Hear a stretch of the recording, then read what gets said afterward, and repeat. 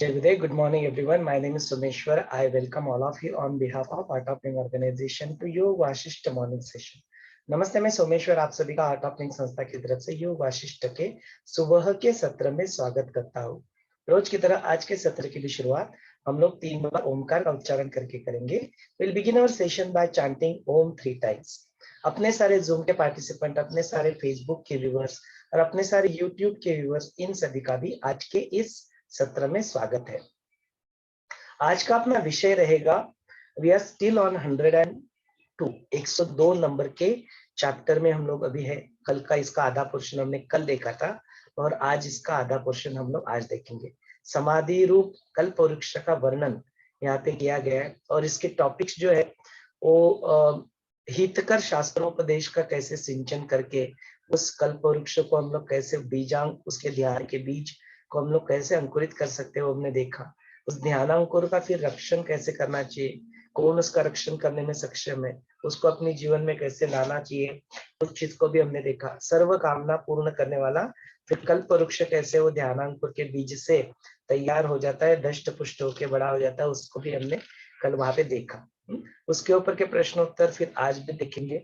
ध्यान वृक्ष के नीचे आने वाला जो मनोमृग होता है उसकी अवस्था कैसी होती है, ध्यान वृक्ष के ऊपर आरोहण का क्रम क्या होता है, उसके बाद में फिर परमार्थ फल के निकट जब वो पहुंच जाता है तो उसकी स्थिति कैसी होती है। अध्यात्म कैसे एक सूक्ष्म आंतरिक रासायनिक प्रक्रिया है। ज्ञानी पुरुषों का विचित्र जो व्यवहार होता है उसका कारण क्या होता है। ज्ञानी विश्रांति केवल आत्म स्वरूप में लेता है। तो ऐसे कई सारे टॉपिक्स जो है वो आज के और कल के सत्र में दोनों मिलाकर हम लोग यहाँ पे कवर करेंगे। So that is our today's focus. चलो सब लोग आराम से बैठ जाते हैं। Let's all seat comfortably. हम लोग 3 बार ओमकार का उच्चारण करके इस सत्र को फिर आगे बढ़ाते हैं। आराम से बैठ जाए और आंखें बंद कर ले। एक साधारण सांस अंदर ले और छोड़ दे।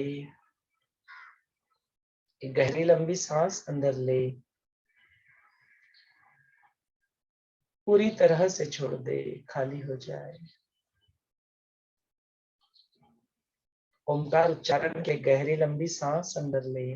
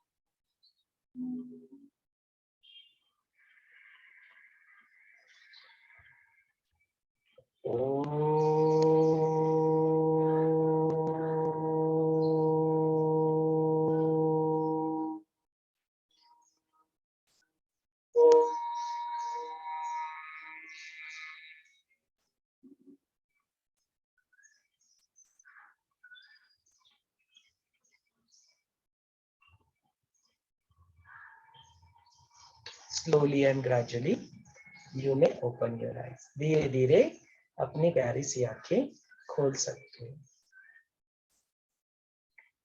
चलिए इस प्रश्नोत्तर को आपके हवाले कर देते हैं। आपके मन में जो भी प्रश्न है वो जरूर यहाँ पे अभी बोल सकते हैं। अनम्यूट का ऑप्शन अभी खोल दिया गया है।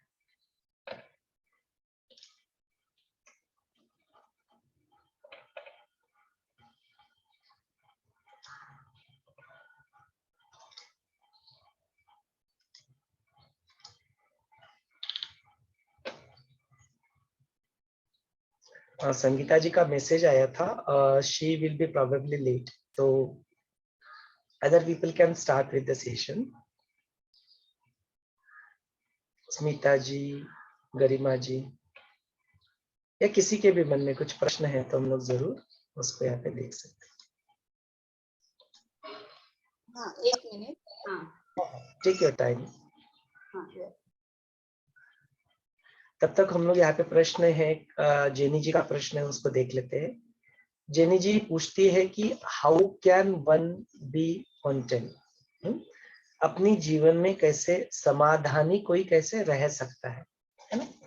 तो अक्सर समाधान की स्थिति को अकर्मी के रूप में या अकार्यशील रूप में देखा जाता है। तो अक्सर लोग पूछते हैं कि यदि हम लोग समाधानी हो जाए तो अपने जीवन में प्रगति कैसे करेंगे, आगे कैसे बढ़ेंगे, हमें तो और भी कुछ करना है अपने जीवन में, और भी अपने कुछ गोल्स है, ऑब्जेक्टिव्स है, वो हमें हासिल करना है।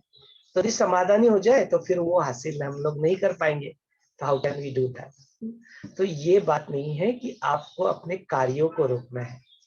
कार्यों को रोकते समय होता क्या है कि अक्सर हम लोग अपने जीवन में जो अपना समाधान, तृप्ति, आनंद, हैप्पीनेस जो रहते उसको क्या कर देते, किसी घटना से जोड़ देते। माने मुझे ऐसा होगा तब जाके मैं खुश हूंगा। ये हम लोग हैप्पीनेस प्रोग्राम जो होता है उसके हैप्पीनेस के पॉइंट्स में भी यही एस्पेक्ट हम लोग कवर करते हैं। तो it is life is not to be made in the pursuit of happiness, माने आनंद की खोज में परस्यूट करके भी नहीं करना है, आनंदी होके करना है, समाधानी होके करना है। इससे होता क्या है, यदि आप किसी चीज को अपने जीवन में समाधान के रूप में देख लेते हैं और उस चीज को समाधानी होके करते या उसको अपने जीवन में तृप्त होके यदि करते हैं तो फर्क क्या होता है। तो बोलते अपनी जीवन में एक तो पहली बात तो आप यू आर नॉट इन हरी। जो इम्पेशंस जो आता है कि आपका जो एक शुद्ध संकल्प होता है कुछ करने का, है ना, तो उसको वो किस में बदल जाता है, वो क्रेविंग्स में बदल जाता है, वो उसमें वासना में बदल जाता है। और फिर उसको क्या, उसको जल्दी पाने के चक्कर में फिर आप क्या करते हो, यू बिकम इम्पेशेंट, आप पैनिक हो जाते हो। एंड देन पैनिक और इम्पेशेंट होके आप फिर क्या करते हो, 100% 100% अपना दे नहीं पाते हो। 100% दे नहीं पाते हो 100%, ऑब्वियसली आपको इफिशियंसी भी फिर वैसे नहीं मिलती, प्रोडक्टिविटी भी आपको वैसे नहीं मिलती, है ना। तो इसकी वजह से सूत्र क्या है कि आप क्या करो, किसी घटना, व्यक्ति, वस्तु, परिस्थिति के साथ अपने खुशी को, अपने आनंद को, अपने समाधान को और अपनी तृप्ति को डिटैच करो, उसके साथ अटैच मत करो। ऐसा हो जाएगा तो मैं खुश होऊंगा, नहीं, मैं आज खुश हूं, इस क्षण में I am happy right now, अभी इस क्षण में खुश हूं, समाधानी हूं, तृप्त हूं, और फिर जाके जो कार्य करने हैं वो करो। तो फिर वो कार्य कैसे होंगे, इम्पेशंस नहीं रहेगा उसमें, पैनिक नहीं रहेगा, आप अपना 100% दे पाओगे, बिकॉज कोई बैगेज नहीं है, बोझा नहीं उठा के रखा है। एंड जितना आपसे संभव है उतना 100% आप उसमें अपना लगा के दे सकते हो।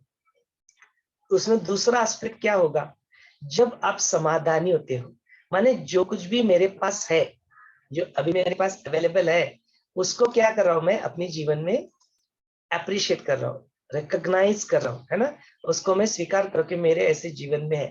सपोज अभी मेरे पास मेरे हाथ, दोनों हाथ पैर है, मेरे पूरा शरीर ठीक ठीक है, लेकिन क्या सभी को ऐसा मिलता है, कई सारे लोग दुनिया में स्पेशली अनेबल्ड होते हैं, है ना।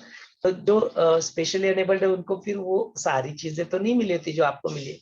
आपको जो मिली है उसमें आप कृतज्ञता व्यक्त कर सकते हो क्या, आपके पास जितना भी आजकल जो भी चीज को आप मेजर करते हो, इट कुड बी आपके सत्व गुण है, इट कुड बी आपका पैसा है, इट कुड बी आपके रिलेशनशिप्स है, इट कुड बी आपका घर है, जॉब है, बिजनेस है, जो कुछ भी आपको जीवन में अब तक प्राप्त हो चुका है ऑलरेडी, क्या आप उस बात को रिकॉग्नाइज करते हो, या अब तक जो नहीं मिला है उसके पीछे ही आपकी दौड़ है, उसके पीछे दौड़ रहे हो। तो उससे क्या होता है, अपने जीवन में हम लोग अप्रिशिएट जो होता है, जो रिकॉग्निशन जो होता है, अपने पास जो ऑलरेडी है उसके प्रति जो कृतज्ञता होती है, उस कृतज्ञता, उस ग्रेटिट्यूड को हम लोग नहीं पहुंच पाते। फिर क्या होता है, बोले जो तुम्हारे पास होता है वो भी तुमसे छीन लिया जाता है ना, that also will be taken away from you, because आपको वैल्यू नहीं उसकी, आप उसको बात को वैल्यू नहीं करे, उसके प्रति कृतज्ञता ही नहीं है, तो बोलते वो भी तुमसे छीन जाता है। इसीलिए यहाँ पे सूत्र जो है कि पहले क्या करो आप, पहले कंटेंट जो समाधान है, जो संतोष है, उस पहले संतोष में अपने आप को लाओ, विदाउट अनकंडीशनल, उसको किसी भी व्यक्ति, वस्तु, परिस्थिति के साथ उस संतोष को जोड़ो नहीं। तब जब किसी व्यक्ति, बिकॉज तुम्हें दुख कौन देता है अपने जीवन में, जो तुम्हारे जीवन में आते हैं वस्तु, व्यक्ति, परिस्थिति, वो तुम्हें सुख देते हैं। फिर प्रॉब्लम क्या होता है, जब वो फिर जैसे अपनी अपेक्षा होती है वैसे अपने से रिएक्ट नहीं करते, बिहेव नहीं करते, फिर क्या होता है, अपने को दुख होता है ना। तो जो व्यक्ति तुम्हें सुख, देखो रास्ते पे चलने वाला व्यक्ति तुम्हें दुख नहीं देगा। दुख कौन देगा? जो तुम्हारे जीवन में अपना है, वही तुम्हें क्या करेगा, वही तुम्हें दुख भी देगा, बिकॉज उसने तुम्हें कहीं ना कहीं प्रेम भी दिया है, सुख भी दिया है। अभी क्या आता है, हम लोग उस सुख की और प्रेम की अपेक्षा कर करते बरकरार रखना चाहते हैं, फिर वैसा होता नहीं है, तो फिर दुख होता है ना। यही सारे पास्ट की जो घटनाएं होती है, उसके साथ भी यही होता है। हम लोग क्या करते हैं, पास्ट की जो घटना याद आती है वस्तु व्यक्ति परिस्थिति के बारे में, वो अच्छी याद आती है, अच्छी मेमोरी, तो क्या होता है, अरे यार उस वक्त कितना अच्छा टाइम था, आज नहीं है। अभी इस क्षण में वैसा बहुत अच्छा टाइम आज नहीं है, आज का समय बदल गया है, तो भी दुखी हो जाते हैं। और जो दुख की घटना आती है तब ऐसा नहीं सोचते, दुख की पास वाली दुख की घटना यदि याद आते हैं तो उस वक्त ये नहीं सोचते कि अरे वो तो टाइम गुजर गया है, अभी वो दुख मेरे जीवन में है नहीं। उस तो क्या सोचेंगे, अरे यार मेरे साथ ही क्यों होता है, देखो ना पिछले कितने साल से मैं ऐसे ही दुखी दुखी हूँ, ऐसे ही इतने सब कुछ दुख की घटनाएं मेरे साथ ही क्यों होती है, मेरी जीवन में ऐसा क्यों। ऐसे कई सारे सवाल अपने अंदर क्या होते हैं, उत्पन्न होते हैं ना, क्यों क्यों क्यों क्यों मेरे साथ ही क्यों हुआ, मेरे साथ ही क्यों हुआ। ऐसे हम लोग क्या करते हैं, बार बार उसको टोकते रहते हैं, उसको क्या कहते हैं, उसी एक ही बात को बार बार उसको उगाना कहते हैं ना, हम लोग, कुछ चंदन होता है तो घिसते हैं उसको, तो उसी बात का अपने अंदर, वो मन के अंदर क्या करता है, चलते रहता है, चलते रहता है, चलते रहता है। उसकी वजह से होता क्या है फिर, देन उसकी वजह से अपने जीवन में हमें दुख प्राप्त होता है। तो ये सारी जो चीजें जो है वो आपको वर्तमान क्षण में लाकर आपको सुखी समाधानी बनाने के सारे सूत्र है। इसके लिए कहते हैं कि पहले आप क्या करो, कंटेंट बनो, समाधानी, तृप्त, बिना किसी कंडीशंस के पहले आप तृप्त हो जाओ, पहले कृतज्ञता में आ जाओ, जो कुछ भी है उसको अप्रिशिएट करो, रिकॉग्नाइज करो, संतोष। इसीलिए संतोष को मोक्ष और मुक्ति जो है, उसके जो 4 द्वारपाल है उसमें उसको तीसरा स्थान पे दिया है ना। वो 4 जो बताए गए अपने, कौन से, श्रम दम माने सेल्फ कंट्रोल, दूसरा विचार माने सेल्फ इंक्वायरी, मैं कौन हूँ, मेरे जीवन का उद्देश्य क्या है, ये दूसरा, तीसरा आता है संतोष, और चौथा आता है साधु संगति। बार बार अपने को again and again we have to bring back into the knowledge, satsang में अपने को लाना है। That is exactly what we do. हम लोग बार बार इसको करते हैं, बार बार फिसल जाते हैं, फिर से बार बार अपने आप को we come back to this, come back to this, come back to this, इसको बार बार करना है। तो इट्स अ प्रैक्टिस, ये अपनी संतोष में अपने आप को रखना, it's a state of your mind, and then you have to practice it again and again, appreciate what you already have, and then put your efforts for what you want to have, but not with the intention to seek any happiness out of it, but rather be happy and then do it, no? That is the difference. चलिए अगले प्रश्नोत्तर को यहाँ पे लेते हैं। स्मिता जी आपके कुछ प्रश्न है अपने साथ, प्रभा जी भी, प्रभा जी आपके भी कुछ प्रश्न है, अनम्यूट कर ले स्मिता जी। जय गुरुदेव। जय गुरुदेव। कल साई चरित्र में पढ़ा था कि शिरडी में बाबा थे, तब से बाबा ने धुनी शुरू करी है और आज तक वो चालू है, और वो उदी देते थे, रक्षा देते थे, और देते देते कभी कभी यानी बहुत बार जो लोग रहते थे द्वारका में मशीन में, वहाँ वो ज्ञान देते थे, जैसे हम लोग सुनते, तो मुझे पहले बहुत लगता था कि वो लोग कितने भाग्यशाली है, बाबा के मुख से उनको सुनने को मिलता है, उनकी वाणी से उनकी वाणी सुनने को मिलती है। पर अभी मुझे भी ऐसा लगता है कि आप जैसे बाबा ही बता रहे, रोज वो ज्ञान दे रहे, बता रहे, तो वो वाणी बाबा की वाणी आज सुनने को मिलती है। मुझे बहुत बार ऐसे लगता था कि वो माधवराव कितने भाग्यशाली है, वो बूटी जो कितने भाग्यशाली थे, मायसापति चरित्र में जो जो लोग बाबा के साथ थे शिरडी में, उनका वास्तव्य था, तो रोज बाबा की वाणी से सुनने को मिलता था। मुझे बहुत अच्छा लगता था कि, और मुझे लगता था कि अपन क्या पता वो तब भी होंगे और आज आपकी वाणी से सुनने को मिलता है। तो उन्होंने वो महत्व बताया कि वो रक्षा जो है, तो जैसे हमारा शरीर खत्म होता है तो ये पंच महाभूतों का बना हुआ है, और पंच महाभूतों में विलीन होने वाला है, तो अपना जो मृत्यु है 24 घंटा हर एक क्षण वो अपने देह के ऊपर घूमते रहता है, कब भी वो आ सकता है, सब यहाँ छोड़ के जाना पड़ता है। और ये जो जग दिखता है वो पूरा शून्य मिथ्या है। तो ये याद करने के लिए कि ये देह के पीछे क्यों पीड़ित पड़ते हो, और उसमें उन्होंने बताया कि विवेक वैराग्य जागरूक रखना। तो उसमें वो विवेक वैराग्य का अर्थ एक्सप्लेन कर देना। और यहाँ जो बताया आज का जो चैप्टर में का नेक्स्ट है, स्वर्ग नरक अशा ऊर्ध्व अवच्या व अधक खालच्या प्रदेशामध्ये शिरताना संपात व निपात घडतात। यहाँ ऐसे क्यों बोला है? और जो हमारा मन जो था अब तक संसार के पीछे भागता था, प्रपंच में भागता था, तो उसके लिए मनोमृग कहा गया है। और वो मनोमृग जब यहाँ ध्यान वृक्ष के नीचे आता है तो उसकी अवस्था क्या हो जाती है मनोमृग की। तो इसमें योग वासिष्ठ ग्रंथ में इसका बहुत सुंदर आया है कि हम अब तक हमारा मन संसार में ही घूमता था, प्रपंच में घूमता था, व्यक्ति वस्तु परिस्थिति जो घटी हुई घटना है या वर्तमान में है, तो उसमें सुख में डूब जाते, फिर कुछ क्षण के बाद उसमें दुख आता है, फिर से सुख। तो जो अभी आपने जो बताया कि घटती है घटना, सुख मिलता है, बाद में फिर से दुख होता है। तो ये जो मनोमृग है, तो उसकी शांति के लिए, वो परमानंद मिलने के लिए इस पुस्तक में, बुक में ध्यान वृक्ष का बताया है। तो वो एक्सप्लेन करना की ध्यान तरुचाच अवलंब केला पाहिजे आहे आणि ध्यान वृक्षावरील आरोहणाचा क्रम काय आहे। जो मनोमृग है तो उसने वो ध्यान वृक्ष के नीचे कैसे चलना चाहिए, क्या करना चाहिए, उसमें क्या मिलता है, क्या कैवल्य प्राप्ति कैसी होती है। उसके बाद अपूर्व पद विश्रांत जीवन एव यथा शवः, मनुष्य जन्मात साधा वयाचे म्हणून सांगितलेले धर्म अर्थ व काम हे पुरुषार्थ सुद्धा या स्थितीत पाहावयाचे नाहीत। ज्यावेळेला कैवल्य प्राप्ती स्थिती होते, परमानंद स्थिति प्राप्त होते, तो मनुष्य जन्म है हमारा, तो तब वहाँ धर्म अर्थ व काम इस तरफ भी देखना नहीं है, ऐसे वशिष्ठ मुनि प्रभु रामचंद्र जी को बता रहे हैं। तो इसका भी एक्सप्लेन कर देना, यहाँ मैंने क्वेश्चन मार्क कर दिया है।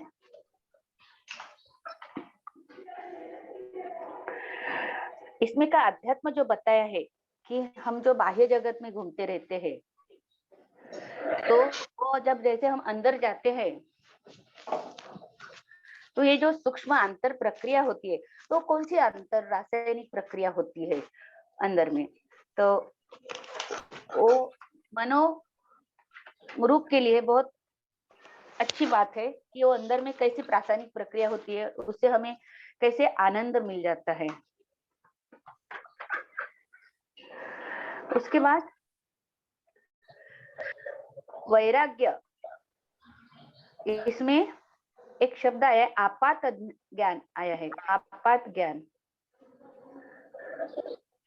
आपात ज्ञान इसका अर्थ स्पष्ट करना।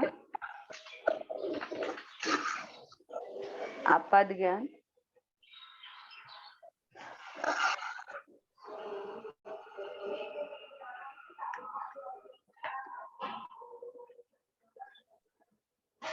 इसमें ज्ञानी पुरुष जो व्यवहार में दिखते हैं, तो उनका आचरण के बारे में जो लोगों को विचित्रपना लगता है, तो उसका क्या कारण है, वो आत्म स्वरूप में कैसे विश्रांति लेते हैं, तो ये एक्सप्लेन करना, हमको समझा देना। जय गुरुदेव। तो अब तक स्मिता जी के सारे प्रश्न हैं, तो मैंने अपने रेफरेंसेस लिए, या आपके यदि कुछ प्रश्न है ना, तो जरूर आप यहाँ पे चैट पे डाल सकते हैं, या अनम्यूट करके भी आप उन प्रश्नों को यहाँ पे पूछ सकते हैं, ताकि फिर उसके हम लोग चर्चा करें। तो कुछ आपके प्रश्न है तो जरूर आप पूछिए, देन फिर हम लोग सारे प्रश्नों को कंसोलिडेट करके क्रोनोलॉजी में इस चैप्टर में जिस तरह से कवर है, फिर हम लोग उसको कवर करेंगे। और किसी के भी कुछ प्रश्न है क्या? Any questions?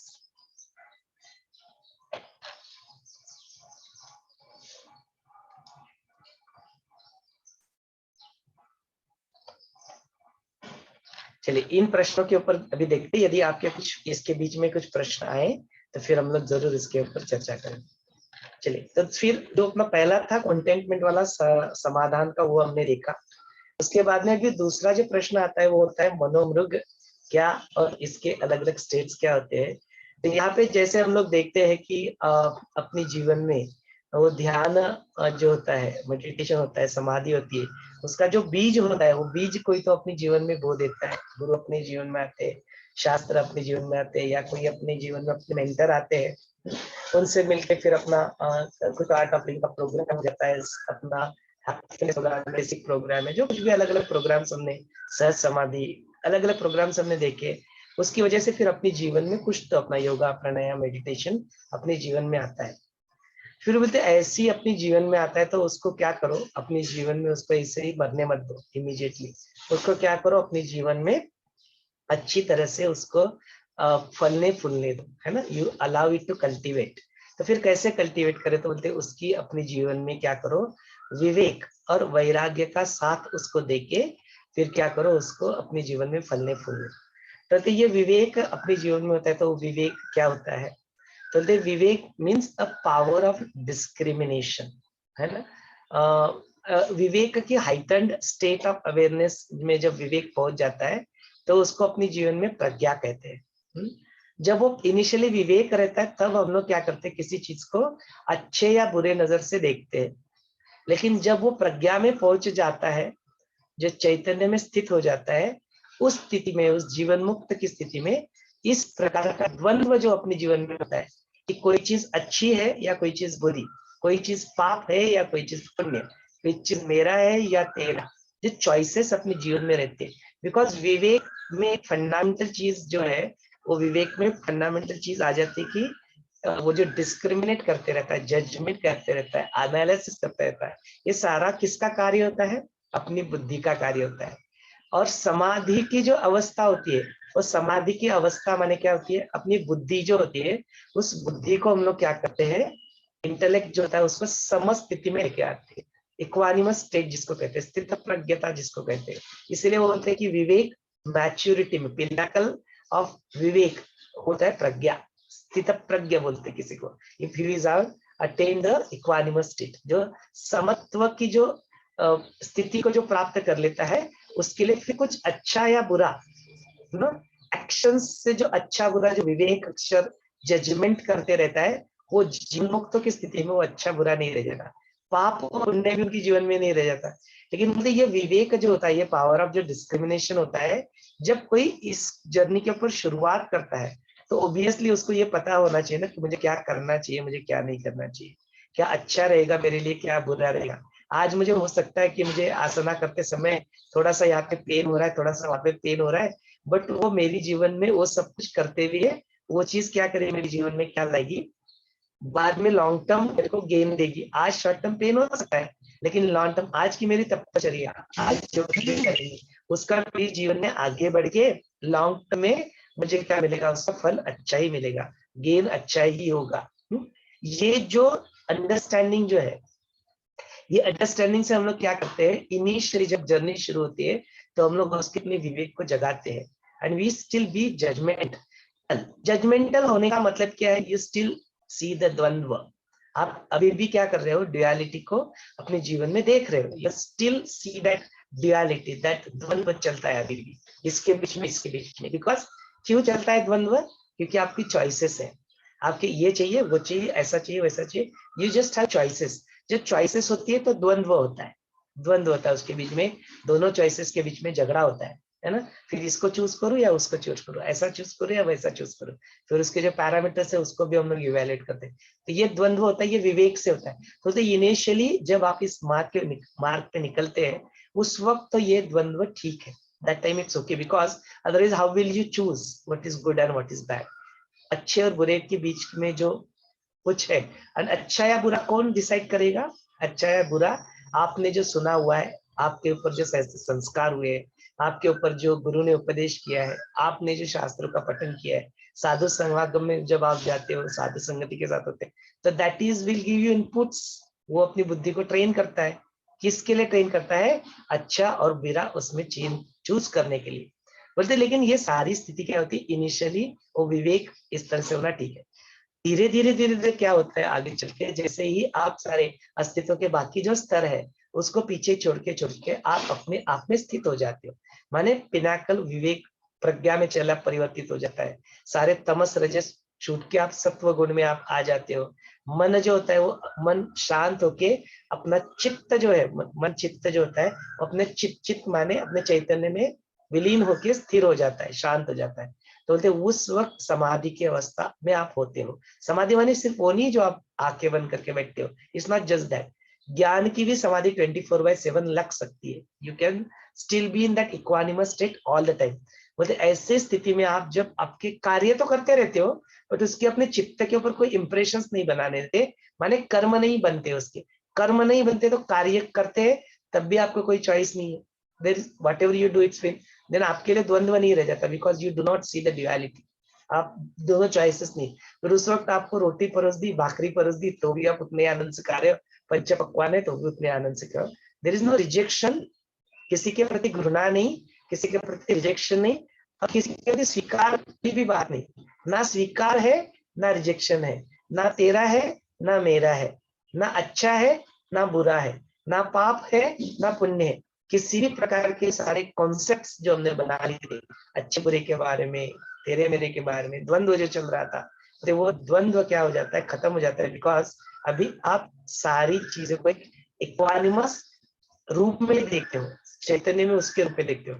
इसका मतलब है कि आपका वर्तन जो है सबके साथ सेम हो जाएगा क्या? बोलते नहीं, अंदर से इक्वानिमस स्टेट रहेगी, लेकिन आपका बाहरी जो वर्तन रहेगा वो डिपेंडिंग अपॉन व्यक्ति, वस्तु, परिस्थिति, सिचुएशन के अनुसार वो वर्तन वैसा रहेगा। यू कैन नॉट से ओ ये भी मेरी वाइफ है, ये भी मेरी वाइफ है, ये मेरी सिस्टर है, ये भी मेरी सिस्टर, तो मैं मेरी वाइफ जैसा व्यवहार किसी और की वाइफ के साथ नहीं कर सकता ना, उनके साथ मेरा वर्तन जो अलग रहेगा। बट दोनों में भी मुझे चैतन्य दिखेगा। यदि मुझे कुछ किसी को कुछ, दोनों आ गई, मेरी पत्नी भी आ गई सामने और कोई लड़की भी सामने आ गई या कोई लेडीज सामने आ गई, तो यहाँ पे मेरे को सीट ऑफर करना है, तो मैं इसलिए ये नहीं ऑफर करूंगा कि आओ come, you are my wife sit, now you come, you are my sister sit. नहीं करेंगे ऐसा। वो जो बोलेंगे आए, जो आए वो बैठे, कोई प्रॉब्लम नहीं। इक्वानिमस आपकी दृष्टि है, वो दृष्टि सेम रहेगी, लेकिन वर्तन हो सकता है कि आपका भिन्न भिन्न उनके साथ हो सकता है, बिकॉज ऑफ द प्रोटोकॉल, है ना। जिस समाज में हम लोग रहते हैं उसका अपना कुछ प्रोटोकॉल होता है, उसकी वजह से आपका वर्तन अलग अलग हो सकता है। ऐसा नहीं कर सकते कि आपने पीएचडी कर लिया, आपने बड़ा डॉक्टरेट हासिल कर लिया, लेकिन प्री प्राइमरी के क्लास में आप जाके बैठे तो वहां पे आपने पीएचडी के अपने लेक्चर्स झाड़ने शुरू कर दिए, बोलते नहीं हो सकता। ऑडियंस अलग है आपका, छोटे बच्चे हैं, तो उनके सामने छोटे बच्चे जैसे ही वर्तन करना पड़ेगा आपको, उसी लेवल पे जाके बात करना पड़ेगा। बट अंदर से वो छोटा बच्चा है या 80 साल का बूढ़ा है या यूथ है, आपके अंदर से उनकी जो दृष्टि है, उनकी दृष्टि में आप वही चैतन्य को तीनों जगह पे देख पाते हो, वही स्थिति में आप अपने आप को बरकरार रख पाते हो। ये स्थित प्रज्ञता अपने जीवन में लाता है, वो जीवन मुक्त की स्थिति। तो सब कोई इस पाथ पर चल रहे, everybody is walking on this path, not that we have reached, but everybody is walking on this path ना। धीरे धीरे धीरे धीरे जो होता है, अज्ञान के बादल छटते जाते हैं, फिर वो विवेक प्रज्ञा में बदलते जाता है। दूसरा जो यहाँ पे प्रश्न था कि वैराग्य क्या होता है, तो अपनी जीवन में हम लोग जब वैराग्य देखते हैं तो बोलते वैराग्य, तो इसको वैराग्य का मीनिंग समझने के लिए हमको इसको थोड़ा तोड़ना पड़ेगा। तो वैराग्य में वही आता है, वो राग शब्द आता है, राग। तो राग माने हम लोग अक्सर राग को एंगर समझते हैं, है ना। अरे काय राग अल्लाह ताला, राग राग माने क्या, एंगर समझते हैं। बट यहाँ पे राग का मतलब एंगर नहीं है। यहाँ पे राग का मतलब जो बोलते हैं, राग जो अपने 5 जो विषय होते हैं उनको भी यहाँ पे राग कहते हैं। 5 विषय कौन होते हैं, अपने जो 5 सेंसेस होते हैं, 5 जो अपने ज्ञानेंद्रिय होते हैं, उससे जो बाहर का जगत को हम लोग ग्रहण करते हैं, उससे जो सेंस, जो 5 सेंसेस, उसके जो मीन्स होते हैं बाहर के, उनको यहाँ पे विषय कहा। तो कौन से विषय, स्पर्श सुख जो होता है, सेंस ऑफ टच होता है, वो विषय बन गया अपने लिए। क्या बन गया, विषय। सुगंध जो हम लेते हैं वो अपने लिए क्या बन गया, विषय बन गया। देन बाकी के जो सारे पासेस, रूप जो बन गया, सेंस ऑफ साइट, सुनना जो होता है वो से, अपना जो स्मेल होता है वो, और जो टेस्ट होता है वो, जो रस रूप गंध, जो ये सारे जो 5 पंच तन्मात्रा होते हैं, इनसे जो सृष्टि में, जगत में जो ग्रहण हम लोग करते हैं उनको कहते हैं विषय। उन्हीं को कहते हैं राग भी कहते हैं उसको। सेम चीज को, 5 विषयों को राग कहते हैं। तो बोलते वैराग्य माने क्या, इन 5 विषयों में अपना जो मन है वो ना अटकना, इसमें अपने आप को ना उलझाना, इसमें आपको ना भटकना, इनसे इनके प्रति क्या आ जाना, अपने जीवन में विरक्ति आ जाना, इसको कहते हैं वैराग्य, माने dispassion, dispassion about the things. इसका मतलब जो बाहर के जो वस्तु व्यक्ति परिस्थिति है, वो जगत, और जो अपने पांचों के पांचों इंद्रिय है, इनका कार्य करना बंद हो गया क्या? आपने अपनी आंखों को फोड़ दिया, अपने कानों को तोड़ दिया, अपने जीवा को काट दिया, अपनी स्पर्श सुख को काट दिया, और ये सब करते हैं क्या? नहीं नहीं, बोलते इसकी कोई आवश्यकता नहीं है, let them do it's work, their work.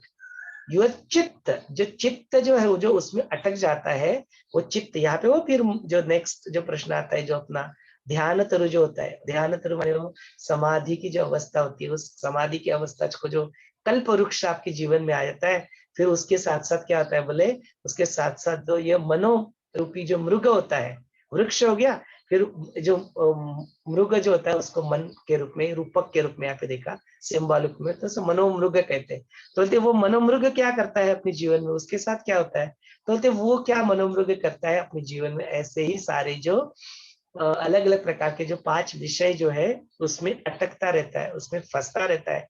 Problem क्या होता है, एक्शंस करने में कोई बुराई नहीं होती है, लेकिन इसका जो मन जो है ना, मन का जो वृत्तियां जो होती है, टेंडेंसीज जो होती है, वो क्या चाहती है, अनलिमिटेड चाहती है, जबकि आपके शरीर के जो इंद्रिय जो है, वो आपको लिमिटेड दे सकते हैं, कोई भी सुख या जो भी अनुभव है, इसको चाहिए होता है अनलिमिटेड।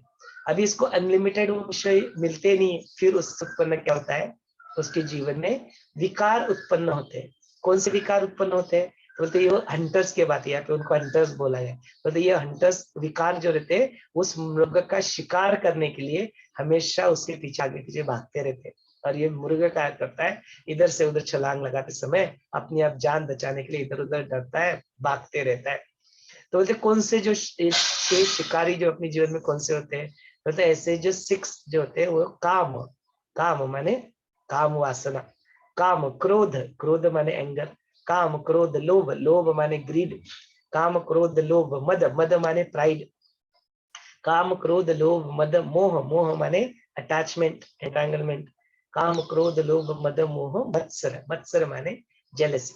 बोलते ये सारे के सारे जो शिकारी रहते हैं, उस मनोमृग का शिकार करने के लिए उसके पीछे दौड़ते रहते हैं, भागते रहते हैं। और ये मनोमृग जो है, इनसे बचाने के लिए अपने आप को इधर उधर इधर उधर या तो भागते रहता है, या तो इनके चक्कर में फंस जाता है, इनके जाल में फंस जाता है। फिर जाल में फंस के फिर से वो विषयों के प्रति दौड़, फिर से उसी संसार की जगत के सारे कार्यों में अपने आप को उलझा लेना, उसी में अपने आप को ये कर लेना, इसमें वो क्या कर जाता है, फंस जाता है। तो बोलते ऐसे जो सर्व कामना पूर्ण करने वाला जो कल्प वृक्ष जब तैयार हो जाता है, और उसके नीचे आके फिर ये जो मृग रहता है, फिर ऐसे मृगों को फिर कहाँ पे शांति मिलेगी, तो बोलते ऐसे मृगों को कोई दूसरे जो ताल तमाल के जो वृक्ष होते हैं उसके अंदर जाके शांति नहीं मिलेगी उसको। बोलते वो जब ये ध्यान वाले वृक्ष के अंदर, एक कल्प वृक्ष के नीचे जब आ जाएगा, तभी उसको क्या करेगा, उस मनोमृग को शांति मिलेगी। अपनी उसकी छाया में, उस ध्यान की, उस समाधि की छाया में क्या करेगा, वो जो मन का जो मृग है वो शांत हो जाएगा। तो यही तो होता है, गुरुदेव के साथ बैठ के हम लोग जब ध्यान करते हैं, अपनी सुदर्शन क्रिया करते हैं, और उसके बाद में वो जो समाधि की अवस्था को प्राप्त करते हैं, बोलते उस अवस्था में फिर उस मन पूरी तरह से डिसॉल्व हो चुका था। उस वक्त उसमें किसी भी प्रकार के विचार नहीं आते, किसी भी प्रकार के विकार नहीं होते, किसी भी प्रकार की वृत्तियों का वो शिकार नहीं होता, अपने ही चैतन्य के साथ अपने आप साथ होके अमन बन जाता है। अमन का मतलब ही है मन नहीं होना, मन माने शांति, तो शांति में, उस आनंद में वो स्थित हो जाता है। ऐसे ही मनोमृग की अवस्था ध्यान के वृक्ष के नीचे आके अपने आप शांत हो जाता है। इस तरह से यहाँ पे कहा गया।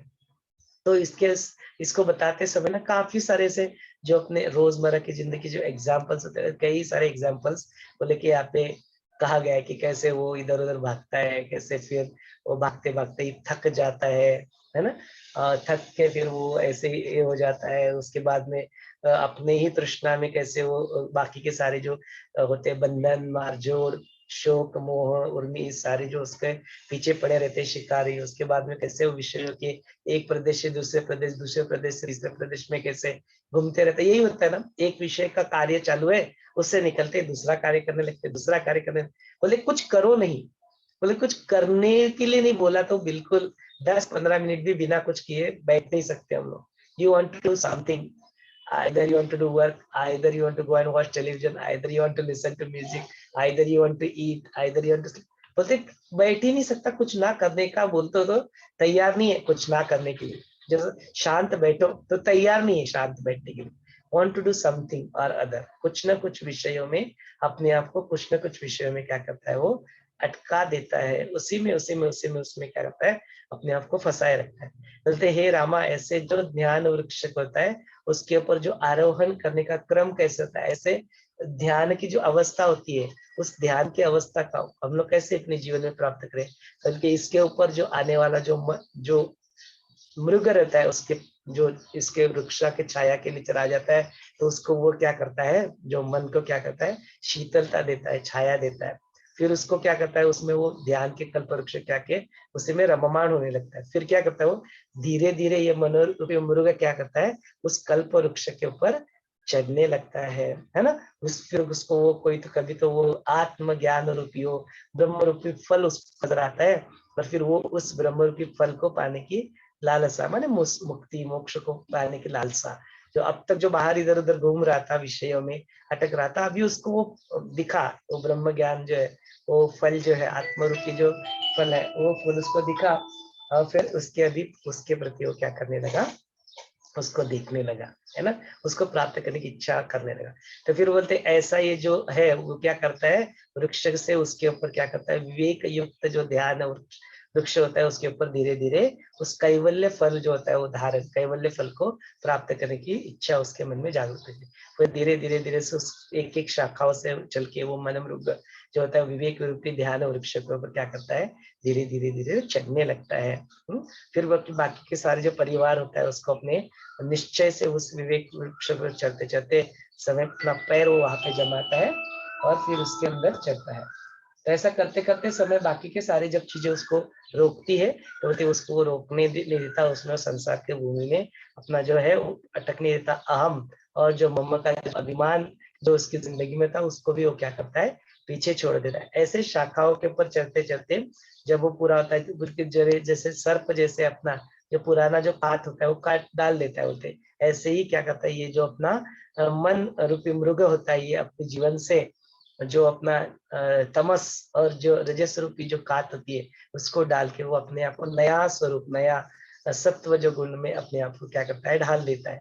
तो उसी वही उसका नया जन्म की तरह ये हो जाता है, बोलते ऐसे होता है. और उसके ऊपर जाके फिर वो धीरे धीरे धीरे धीरे किसी भी प्रकार की क्लेश और दिन जो दुख होते हैं उसमें वो नहीं अटता है और ऐसा हो जाता है मतलब खुद के ऊपर ही खुद को हंसता है. और ऐसे ध्यान के वृक्ष में फिर अभय सर्वभूत दिया सत्व शुद्धि इत्यादि अलग अलग शाखाओं के ऊपर क्या करता है संचार करते रहता है. फिर ऐसे जो लोभ रूपी वैरी जो सर्प होता है उसको गारत करके स्वतंत्र ही एक सम्राट के भांति वो शोभने लगता है. दुख का अभाव से भ्रांति उत्पन्न करने वाले जो बेड़ी के रूप में जो तृष्णा जो अपनी इच्छा है तृष्णा क्रेविंग्स हम लोग देखिए ऐसे उसको छूनी है उससे क्या करता है वो उससे भी परे चला जाता है. तो जो प्राप्त परिस्थिति जो नाराज उसके ऊपर अप्राप्त की अपेक्षा भी वो नहीं करता है, जो है उसी में उसको सुख दिखाई देता है. ऐसा बनके चंद्र की भांति सौम्य शीतल बनके वो जो मनोरूपी मृग है वो ऐसे ध्यान की तरह के ऊपर उस कल्प वृक्ष के ऊपर फिर वो क्या करता है उसी में रममा होता है. ऐसे ऐसे ही रामा शास्त्रों के अनुसार ऐसी प्रवृत्तियां जो प्राण की उन्नति कर करके ब्रह्म देव जो थे लोक तक वो पहुंच जाता है. स्वाभाविक ही प्रवृत्ति का अवलंब करके और नरक की जो अवनिति जो होते है उसको ऐसे नहीं करेगा तो उसको उसमें पहुंच जाता है. बोले ऐसे दोनों प्रवृत्ति को जगत में घूमने फिरने और अध्यात्म की दशाओं में अवलोकन करते करते अध्यात्म शास्त्र में निश्चित होकर दृढ़ रूप से उसका अवलंब वो मनोमृग वहां पे करता है. इस तरह से मतलब उसके बाद में फिर उत्तर ऊपर ऊपर चढ़ते चढ़ते उन शाखाओं में वो अपने ज्ञान की जो अलग अलग 7 भूमिका जो हमने देखी वो उस ज्ञान की भूमिकाओं को धीरे धीरे धीरे धीरे धारण कर लेता है. उसके बाद में फिर जो अपने साथ जो लोग होते अपनी चित्त की वृत्तियां जो आजू बाजू की जो रिलेशनशिप में जो अटकी हुई थी स्त्री पुत्र मित्र संबंधी धन दौलत स्वप्न इत्यादि जो होती दूसरे जन्म तो उसमें पदार्थ में होता है तो उससे भी वो क्या करता है अपना जो होता है असंग में आ जाता है. संग जो होता है उसमें असंग में आ जाता है. अभी उस वक्त फिर जो उनके साथ कार्य तो करते हुए सब कुछ दिखता है वो कुछ कहीं छोड़ के भाग जाता है, ये वाली स्थिति नहीं है, बट वो वहां पे ना एक चलचित्र में जैसे किसी को एक रोल दे दिया हो और वो नट के तेजे जैसे अभिनय करता है, तो वैसे ही वो अपने सारे कार्य करते हुए ऐसे सारे उसको निभाते रहता है, उन सारी रिलेशनशिप्स को भी निभाते रहता है। लेकिन वो बिल्कुल चलचित्र में जैसे वो नट होता है, वो उससे उसका एक्टिंग खत्म हो गया तो वो बाहर आया, तो उसका कोई अटैचमेंट होता है क्या? बोलते उन पात्रों के साथ उसका कोई अटैचमेंट नहीं होता है, it is just acting that he is doing. वैसे ही ये जीवन मुक्त क्या करते हैं, किसी भी व्यक्ति वस्तु परिस्थिति में अपने आप को पूरी तरह से अटकने नहीं देते, लेकिन कार्य सब कुछ करते हैं। They will speak to you, they will talk to you, लेकिन अंदर से उनके पूरी तरह से वैराग्य उनके अंदर छाया होता है, तो अटैचमेंट उनकी नहीं था। उनकी तरफ से उनकी खुद की कुछ अपेक्षा नहीं रहती कि मैंने तुम्हारे लिए ऐसा किया तो तुम भी मेरे लिए ऐसा करो। ऐसा जो गिव एंड टेक जो व्यवहार जो होता है, वो व्यवहार उनके अंदर से नहीं होता है, बाहर से हो सकता है कि वो अपने बिजनेस चला रहे, कुछ करे, उसके व्यवहार रूप में जो वर्तन जो वर्तन को करते रहे, लेकिन अंदर से उनको आपके प्रति आपसे कुछ अपेक्षा है, ऐसी स्थिति उनकी वहां पे नहीं होती। तो ऐसे सिर्फ मनोरंजन करने के हेतु वो अपने सारे कार्य को करते रहता है, कर्म को होने नहीं देता है। उनके सारे कार्य का जो चित्त के ऊपर जो है कोई प्रभाव नहीं पड़ने देता है, तो कर्म उसके जीवन में रहते हैं। ऐसे सारी चीजें करते करते करते करते अपना केवल एक शुद्ध स्वरूप जो बोध रूपी जो उन्नत फल होता है, उसके ऊपर उसकी फिर ब्रह्म फल जो होता है उसके ऊपर उसकी दृष्टि होती है। फिर उसी फल के ऊपर दृष्टि को देख के वो पुनः पुनः अपने आप को सावध करता है। वो ऊपर जाते जाते कभी कभी फिसल भी जाता है, वो जब वो चढ़ता है तो सम पॉइंट फॉल भी हो जाता है। तो अपने जीवन में होता है, वी आल्सो फॉल, हम लोग भी छोड़ देते हैं कभी कभी, वही गुस्सा आ जाता है, कभी कभी हो जाता है, तो हम लोग भी फिसल जाते हैं। तो फिर से वही क्या करता है, फिर से वो बार बार प्रयत्न करके और शुद्ध बोध रूपी तत्व जो है उसकी तरफ, फल की तरफ दृष्टि रख के वो पुनः पुनः अपने आप को सावध करता है, पुनः पुनः अपने आप को ऊपर उठाते जाता है। फिर अपने मनुष्य जन्म में फिर वो धर्म अर्थ काम पुरुषार्थ वो जो स्थिति होती है उसकी तरफ वो ज्यादा ध्यान नहीं देता, बिकॉज अभी उसका जो धर्म अर्थ काम में जो आखिरी जो स्टेज होती है दैट इज मोक्ष एंड मुक्ति, उसकी तरफ उसका ज्यादा प्रायोरिटी, ज्यादा वक्त और ज्यादा फोकस उसके ऊपर। वो फल दिख गया ना, अभी आत्म रूपी जो फल दिख गया, उसको भी कैवल्य रूपी फल दिख गया, उसको प्राप्त करने के लिए भी ज्यादा इन तीनों एलिमेंट के ऊपर उतना ज्यादा उसका फोकस नहीं रहता है। That is what is been said, जो प्रश्न यहाँ पे पूछा गया था उसके ऊपर ज्यादा ध्यान नहीं देता है। तो पुरुषार्थ भी वो उसी स्थिति में ज्यादा देखता नहीं है, कारण अज्ञानवश सीमा जो रहती है उससे खाली उतरने के लिए उस पुरुषार्थ के विचारों से ही वो अपने आप को क्या करता है, फ्री कर देता है और अतिशय संतोष है उस स्थिति को वो अपने जीवन में प्राप्त करता है, संतोष जो मुक्ति मोक्ष से आता है। फिर वो क्या होता है, फिर ऐसे करते करते जो अपने जीवन में तृप्ति समाधान की अवस्था को प्राप्त करता है, तो धीरे धीरे क्या करता है, वो अपने जो परमार्थ फल जो है उसके निकट वो पहुंच जाता है। अभी वो बहुत से मुक्ति और मोक्ष की जीवन मुक्त बनने की स्थिति में वो पहुंचता है। तो हे रामा, ऐसी अवस्था में ऐसे पुरुष को एक कर्तव्य रूपी व्यवहार के लिए कोई किसी ने हाथ दी भी, तो भी वो बिल्कुल गाढ़ जो एक सुषुप्ति अवस्था में जो व्यक्ति होता है, गाढ़ में सोए हुए व्यक्ति को पुकारो तो वो देखता है क्या उसकी तरफ, बोलते वो बिल्कुल नहीं देता। या ऐसे गाढ़ सोए हुए व्यक्ति की तरफ जिसको उसको उठाता है और उस तरह से जो नाराज होता है, वैसी स्थिति उसकी भी हो जाती है। उसका लगता है क्यों मेरे को फिर से अटका रहे हो, ये जगत के जो चक्कर में मुझे क्यों फंसा रहे है ना। सोया हुआ कोई व्यक्ति है उसको तुम जगा दो तो कैसे नाराज हो जाएगा। बोलते वो ऐसे ही थोड़ा सा थोड़े क्षण के लिए उनको लगता है, लेकिन बोलते ऐसे प्रवास करके थक के जो दीर्घ काल तक अबाधित विश्रांति जो इच्छिता है कोई भी मनोमुक्त होते हुए इसी अवस्था में उसको प्राप्त होके वो उससे बाहर नहीं निकलना चाहता। एक बार वो समाधि का सुख मिल गया, एक बार वो सत्संग की गुड़ी लग गई और गुरु वचनों को सुन लिया, तो फिर बाकी की चीजों में मन ज्यादा भागता इधर अटकता नहीं है, तो उसी में वो रहता है। तो ऐसी स्थिति यहाँ पे व्यक्त की गई। कहते वैसे ही श्रम से थक के समाधि सुख की जो इच्छा करता है उसका श्वासोच्छ्वास तो चालू रहता है, उसके व्यवहार भी थोड़े धीरे धीरे कम होने लगते हैं। ऐसे काष्ठ रहित जो अग्नि है जो बुझ चुका है, ऐसे अभिमान शून्य स्थिति में वो अपने आप को प्राप्त कर लेता है। ऐसे अखंड परमात्मा की स्थिति में ही शांत होके वो अपने जीवन में रहता है। फिर उसके बाद में फिर प्रारब्ध प्राप्त जो पदार्थ के भोग है या न भोगने, इस भोग का उसको कोई सोयरा संकट नहीं रहता होता, उसके लिए कंडीशनल कुछ चीजें रह नहीं जाती कि ऐसा ही करना है, ऐसे ही बिहेव करना है, ऐसे ही करना है। तो ये सारी चीजों से वो अपने आप को मुक्त कर देते हैं और फिर उसमें जो प्राप्त होने वाला जो शब्द है, जो सारी ज्ञान की जो छठी पदार्थ भाविनी जो ज्ञान की भूमिका रहता है उससे गुजरने लगता है। मतलब कैसे उसकी प्रगति होती है, कैसे उसकी उन्नति होती है। मतलब ऐसे करते करते करते निश्चित ही वो पुरुष फिर निश्चिंत होके अपने व्यवहार में सोए भी है व्यक्ति की बातें तृप्त और शांत हो जाता है। मन और वाणी का उसके पूरी तरह से निरोध हो चुका होता है। अवर्णनीय अवस्था को वो अपने जीवन में प्राप्त कर लेता है। ऐसा सिद्ध मेरु पर्वत के शिखर के ऊपर आरूढ़ होके कैसे अपने आप को पूरी तरह से स्थित और पूरी तरह से स्थिर कर लेता है, ऐसी इक्वानिमस स्टेट, समत्व की स्थित प्रज्ञ की अवस्था को वो प्राप्त कर लेता है। और ऐसे उसके परमार्थ फल के बिल्कुल निकट पहुंच के आकाश जैसा अक्षुब्ध शांत सम होके वो ब्रह्मानंद के फल को क्या करता है, फिर ग्रहण करता है। माने वो सेल्फ, अपने सेल्फ में वो पूरी तरह से वो मनोमरूप विलीन हो जाता है। उसका ही ब्रह्म फल का वो क्या करता है, ग्रहण करता है, उसका आस्वाद लेता है और पूर्ण तृप्त होके हे रामा योग की सातवीं जो भूमिका है उसमें वो प्रतिष्ठित हो जाता है। तुर्यगा अवस्था में समाधि के लीन माने ज्ञान की समाधि उसकी लग चुकी होती है। तो ऐसा जब ये प्रक्रिया से जब वो गुजरता है तो वो अपने जीवन में फिर जो अगला जो प्रश्न जो आता है कि जो अपना मोक्ष की स्थिति है, जो इनर ट्रांसफॉर्मेशन की जो बात आती है, और इनर ट्रांसफॉर्मेशन की बात में इस तरह से होता है कि जो सारा जो रामा ये संकल्प का जो परित्याग करने की वजह से हर दिन जो विस्तार जो पावने बढ़ने वाली जो उसके शुद्ध स्वरूप में जो विश्रांति होती है उसको परम पुरुष शक्ति प्राप्ति कहते हैं। तो वही अवस्था में वो पहुंच चुका था। जो उसके बाद में फिर वो सूर्य की जो उष्णता थी उसमें से जो बर्फ और दवाई तो समुदाय सूख जाता है।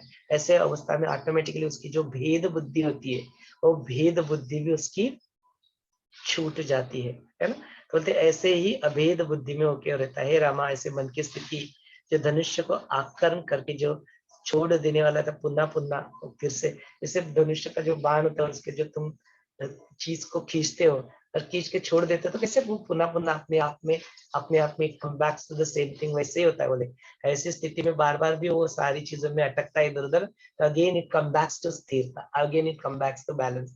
बार बार में वो सर्कल में भटकने के बाद अपने आप वो सेंटर में आके अपने आप ही वो आ जाता है, बहिर्मुख वो होता नहीं है। वैसे जैसे स्थिति में रह के वो चित्र बटर धनुष्य की उपमा देता नहीं है, मृदु पुष्प की माला की तरह उपमा ही उसको शोभा देती है। ऐसे पुष्प की माला को सरल रख के वो आकारात इसमें अपने ही स्थिति में उसको रहने देता है।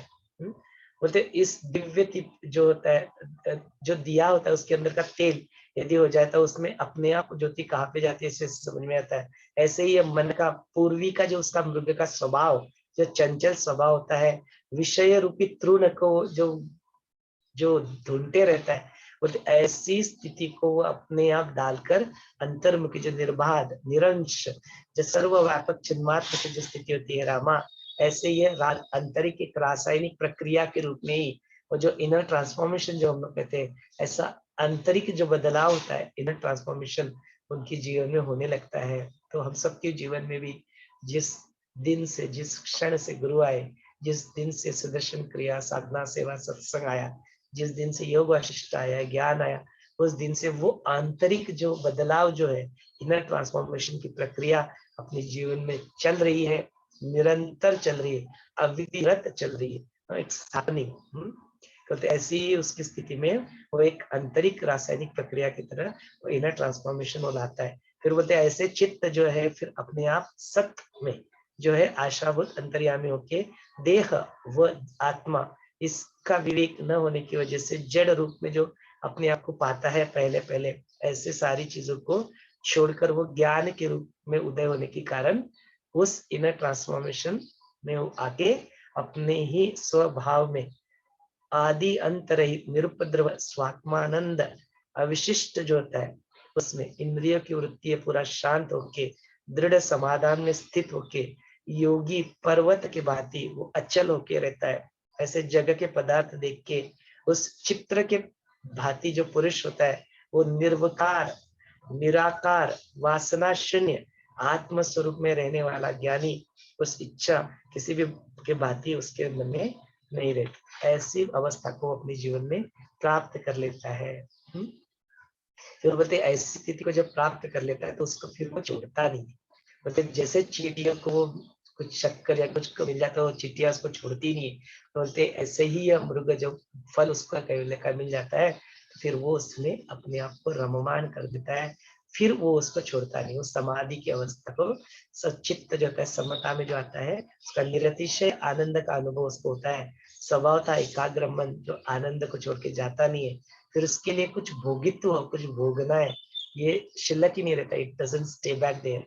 ऐसी अक्षय स्थिति को जो है वो प्राप्त कर लेता है। फिर वो अपने आप ही उसके अंदर जो छोड़ना है ऐसा नहीं, अपने आप ही उस विषयों के प्रति विरक्ति आ जाती है। उसकी विषयों की विरक्ति वो अपने आप ही बहुत दृढ़ हो जाती है। इंद्रिय सहदेव असुर पुरुष ध्यान को, उस विघ्न को तोड़ नहीं सकते। विषय विरक्ति उसकी पूर्ण होने की वजह से वज्र जैसा दृढ़ ध्यान वो अपने जीवन में कर पाता है।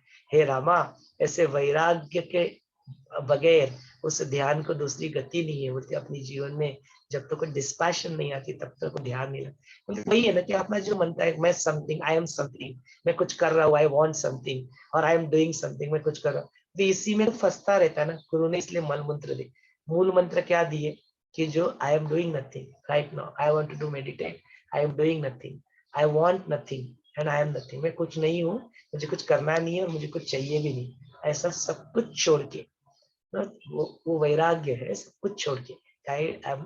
ऐसी स्थिति के बगैर ध्यान को दूसरी गति नहीं है। Otherwise how will you meditate. बोलते दृश्य विषयों को प्रिय नहीं लगते, ऐसे ज्ञान उसको समझ में आ जाता है। वैराग्य ही उनके लिए ज्ञानाग्नि बन जाता है। और इसमें चित्र में अग्नि जिस तरह से शीत के निवारण कर नहीं सकता, ऐसे आपात ज्ञान जैसे प्रसंग विषय से प्राप्त होने वाला ज्ञान से अंश अज्ञान का निवारण करके तैतृय शास्त्र के सत्संग में साधना की जोड़ उसको दी चाहिए। यहाँ पे क्या कहा गया था, स्मिता जी का प्रश्न था, ये ठीक से पैराग्राफ समझ में नहीं है। यहाँ पे क्या कहा गया है, कोई अग्नि जो है, और अग्नि यदि चित्र के अंदर है, चित्र के अंदर हुआ जो अग्नि है वो आपको जला पाएगा क्या? नहीं जला पाएगा। तो बोलते हैं ऐसे ही यदि तुम्हारे ये जो बाकी के ज्ञानाग्नि और ये जो भी है, ये चित्र के अंदर ही अग्नि है उसके रूप में रहेंगे, तो वो इन सारे विषयों को तुम्हारे जीवन से वो निकाल नहीं पाएगी। नो, तो वो सचमुच में अपने जीवन में वो ज्ञानाग्नि की अवस्था में आपको आना पड़ेगा। उसी के लिए अपने जीवन में शास्त्र और सत्संग जो है, सत्संगाधिक जो साधन है उसकी जोड़ उसको लगती है। तो ये किसको चीज को थोड़ा और कैसे समझ सकते हैं? चलो I give one more example. आपके पास कार है और आपकी कार पंक्चर हो गई रोड पे, है ना। नाउ आपको पता है, आपने देखा हुआ है कि पहिया कैसे चेंज करते, आपको प्रोसेस पूरी तरह से पता है, माने उसके बारे में ज्ञान है, आपको इंफॉर्मेशन है। लेकिन यदि आपके पास वो जैक नहीं है, कि आपके पास जो टूल, जो उसको स्पैनर जो कहते हैं, वो बोल्ट खोलने का वो स्पैनर आपके पास उपलब्ध नहीं है, तो क्या अपनी उंगली से आप उस बोल्ट को निकाल पाओगे क्या? नहीं निकाल पाते ना। वो कार को ऊपर उठा पाओगे क्या? जैक नहीं है तो नहीं कर पाओगे ना। तो यही बात बोली गई है। तो वो चित्र के बात ही सिर्फ ज्ञान होने से या इंफॉर्मेशन होने से कुछ नहीं होता है। उसको सही टूल्स जो होते हैं, सही टेक्निक्स जो होते हैं, उसकी साथ उसको लगती है। और वो टूल्स और टेक्निक्स क्या अपने जीवन में, वो अपनी साधना, सेवा, सत्संग, pranayama, Sudarshan Kriya, these are all the tools, these are all the techniques. No, वो टूल्स अपने जीवन में नहीं होते हैं, उसकी हम लोग प्रैक्टिस नहीं करते, बोलते वो सिर्फ ज्ञान जो होता है ना वो वर्क नहीं करता। Is that clear? है ना, ये पैराग्राफ क्लियर हो गया अभी? फैंटास्टिक। तो ऐसे जो ज्ञानी पुरुष होते हैं, उनके पुरुष में कभी कभी हमें ना वैचित्र भी उनके अंदर दिखाई देता है, विचित्र प्रकार का व्यवहार भी वो करते हुए दिखते हैं। बिकॉज हम लोग क्या करते हैं ना, अपने जो बाहरी दृष्टि जो रहती है उसमें अपना जो प्रोटोकॉल होता है, उस प्रोटोकॉल में ही हम लोग उनकी जो व्यवहार को देखते हैं। बल्कि लेकिन ज्ञानी जो पुरुष होते हैं वो ऐसे जगत रूप में जो संकल्प मात्र और सपने जैसा लोग भासता है, परमात्मा ज्ञान का विषय जो होता है, उसकी वजह से वो कभी मूड में इतना में नहीं आते, अहमता में नहीं आते। इसकी वजह से जो अखंड प्रकाश जो उसके जीवन में आता है, ऐसी स्थिति में व्यवहार दशा में चित्त जो होता है कुछ अंश तक सूखे हुए पत्तों के भांति, ओला काष्ठ के भांति बोध और अबोध स्वरूप में वो पहुंचता है। इसलिए दोनों में अंशता वो दिखता है। और बोध का जो प्रक्रिया होता है उसके आधिक्य के कारण वो सर्व के ऊपर जो प्रेम करता है, सुख दुख में उसको स्वतः का सुख दुख प्रतीत होता है। तो वो दूसरों के जो सुख दुख में है उसमें भी अपने ही सुख दुख को तो देखने लगता है। ऐसी स्थिति को प्राप्त कर, इसलिए उनके जीवन में जो अबोधांश जो होता है, ऐसे लोगों से ज्ञान के, उनके जीवन में ज्ञान का अंश लाने के लिए, उस जगत को एक रूप में देखने की व्यवहार जो ऐसे करता है, उसमें भिन्न अपने आप को देखता नहीं, इसलिए बोलते वो जीवन मुक्त जो है अपने आप ही दूसरों को भी जीवन मुक्त स्थिति में पहुंचाने के लिए क्या करते हैं, प्रयत्न करते हुए दिखाई देते हैं। ऐसे होके जो जो महात्मा, जो सिद्ध पुरुष जो होते, साधु संत होते, उनके बाह्य जो रहता है उसमें कभी कभी विक्षिप्तता दिख सकती है, वैचित्रता दिख सकती है। क्वचित उसके एक रूप स्वरूप एक रस ज्ञानी पुरुष होता है, उसकी अबोध की अवस्था में उसे अलग अपने आप को देखता है। ऐसे साधुओं को कभी कभी वो परे स्वरूप में भी देखते हैं। मतलब ऐसे जो कभी कभी ने देखते हैं ना कि समटाइम्स हम लोग उनकी जो एक्शंस होती है ना, उनको अपनी सामान्य बुद्धि समझ नहीं पाती। हम बोलते ऐसे क्यों क्या, जब तक तुम उस बात को समझोगे नहीं, जानोगे नहीं, तब तक यू विल फाइंड। सपोज अभी यहाँ पे अभी मैं आपके सामने खड़ा हो गया और यदि मैंने सडनली इधर ऐसे टर्न किया and then I started talking, and ये तो भी ठीक है क्या you are not in the camera, आपको लगा कि उधर कोई है, लेकिन यदि मेरे सानिध्य में आप बैठे होते इधर ही चेयर के ऊपर और यहाँ पे कोई है ही नहीं और मैं उस दीवार की तरफ देख के बातें कर रहा हूँ, तो what will happen to you? अरे बोले आज अभी अभी सोमेश्वर अच्छा था, जो वशिष्ठ का सत्र चल रहा था, अभी सडनली दीवार की तरफ देख के क्या बात कर रहा है? विल यू, ऐसा व्यवहार यदि कुछ हो जाता है तो विल यू एक्सेप्ट दैट, और व्हाट फील योर माइंड से अभी अभी अच्छा था, ये क्या हो गया इसको? But now you do not know कि उस जीवन मुक्त को वहां पे कौन दिख रहा है, और उनके ऊपर बोलते ये जब ऐसे योग वशिष्ठ के सत्र जब होते हैं तो बोलते यहाँ पे शुरुआत में जो योग वशिष्ठ का सत्र शुरू हुआ तो वहां पे सारे बच्चे बताए, और ये एंड जब होगा ना उस वक्त भी ये सारी चीजों के बारे में चर्चा होती है। बोलते ऐसे वक्त पे ऐसी वाणी को सुनने के लिए, तो वशिष्ठ की वाणी को सुनने के लिए वहां पे कई सारे योनियों के जो लोग होते हैं वो वहां पे उपस्थित होते हैं। यक्ष, किन्नर, पिशाच, सब सब लोग जो होते हैं, जो सारे जो सिद्ध होते हैं, विद्याधर होते हैं, वो दिखते नहीं है बट वो वहां पे होते हैं, देख कम।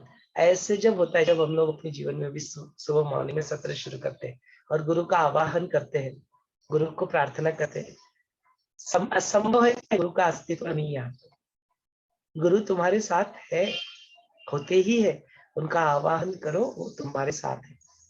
वो तुमको साथ देने के लिए वो होते हैं। तो that confidence, that support is there, because वो अलग नहीं है तुमसे ना। तो अभी भी वाणी सुनने के लिए है जो हमको दिखते नहीं है, पर जहाँ पे जैसे ये ब्रह्म ज्ञान चालू रहता है, ये वाणी सुनने के लिए अभी भी ये लोग है, हमको दिखते नहीं पर वो दृश्य रूप में है। तो इसलिए इसे जब ज्ञानी पुरुष के जो व्यवहार होते हैं समटाइम्स उसमें विक्षिप्तता हमको नजर आ सकती है, but we need to go beyond their actions. हमको उनके शब्दों के परे जाना है, उनके एक्शन से हमें परे जाना है ना। तो ये बात यहाँ पे बताइए। फिर ऐसे जो ज्ञानी होते हैं उनको विश्रांति केवल और केवल जो आत्मस्वरूप उसी में मिलती है, उनको बाकी की चीजों में उनका मन नहीं लगता, उसमें उनको इतना आनंद नहीं आता। बट इसका मतलब वो ड्रॉप कर देते, छोड़ देते, ये ऐसी बात नहीं है। कार्य वो प्रारब्ध करते हैं, लेकिन उसमें उनको रस नहीं, उनको हम लोग बोलते हैं ना, अरे यार उसमें भी राम नहीं रहा, छूट जाता है पीछे, है ना। तो बाकी की सारी जो चीजें होती है, जो आपके एडिक्शंस वगैरह थे वो भी छूट जाते हैं, बाकी के सारे जो तो उसमें उसको रस नहीं पाते हैं। ऐसे ज्ञान से जो भेद है जिसका नष्ट हो चुका है, उनको कृत्रिम जो बाकी की जो तृण रहता है उसमें उसको कोई रस नहीं आता, अभी वो अपने आप में ही स्थित हो जाता है। इस जगत के शब्द और उसके अर्थ जो, और मूर्ख जो उसके ऊपर रूढ़ हो चुके होते हैं, ऐसे जो उसमें उसमें ज्ञानी पुरुष को उसमें ऐसे विषयों में रस नहीं आता। तज्ञ और अतज्ञ और विश्व और विश्वेश्वर, इन दोनों में वो फर्क नहीं महसूस करते, उनको एक तत्व जो होता है वही दिखाई देता है। विषयों का जो ज्ञान होता है अज्ञान होता है। बोलते हे विद्वान हो, तुम ऐसे ही स्थिति में अपने आप की विश्रांति में लीन हो जाओ। इस कारण विवेकी लोक से जो मननादि जो बोध भूमि होती है उसमें आत्मा निराली सत्ता है, अस्तित्व है, ऐसी बात नहीं है। द्वैत या अद्वैत ऐसी बात नहीं है। ऐसा कोई कॉन्क्रीट निर्णय हम लोग यहाँ पे ले नहीं सकते होते, वो एक ही चैतन्य है, इस तरह से ही उस रूप को देख सकते हैं।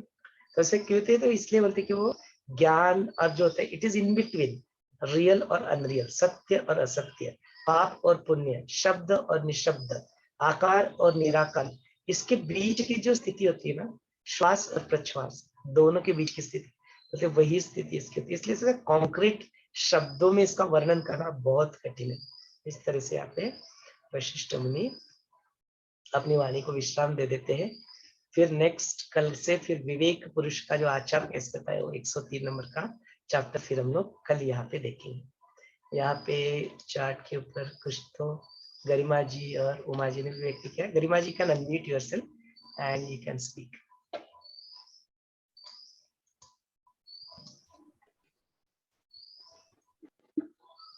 जय गुरुदेव भैया।